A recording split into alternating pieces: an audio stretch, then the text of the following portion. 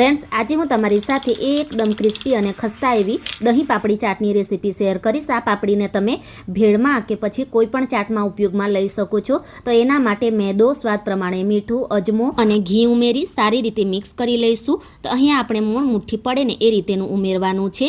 હવે એનો medium soft લોટ બાંધી લઈશું. એને 15 થી 20 મિનિટ માટે સેટ થવા માટે રાખી દઈશું. હવે એને ફરીથી મસળી આ રીતે નાના નાના લુવા બનાવી એકદમ પતલી પાપડી આપણે વણી લેવાની છે. તળતી વખતે ફૂલે ન એના માટે હોલ કરી દેવાના.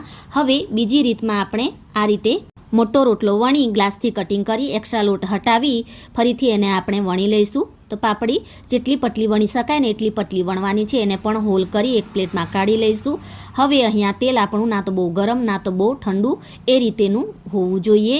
અને પાપડી જ્યારે તમે તેલમાં ઉમેરો ને ત્યારે ગેસની ફ્લેમ ધીમી રાખવાની અને પાપડીમાં હલકો એવો કલર આવી જાય પછી એને તમારે ગેસની ફ્લેમ થોડી વધારી અને સરસ એવો એનો બદામી કલર આવે ને ત્યાં સુધી થવા દેવાનું. તો ડિટેલ રેસીપી મેં ટાઇટલ પાસે આપેલી છે.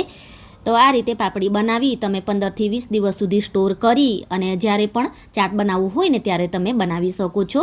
હવે પાપડીની ઉપર બાફેલા બટેટા અને 2-3 પાપડીને આ રીતે થોડી તોડી ભૂકો કરી અને ઉમેરીશું અને ઉપર આપેલી બધી જ વસ્તુ આપણે ઉમેરીશું. તો આવી જ અવનવી રેસીપી જોવા માટે ચેનલને સબસ્ક્રાઈબ કરવાનું બિલકુલ પણ ભૂલતા નહીં. તો બજાર જેવી દહીં પાપડી ચાટ બનીને તૈયાર છે. એન્જોય.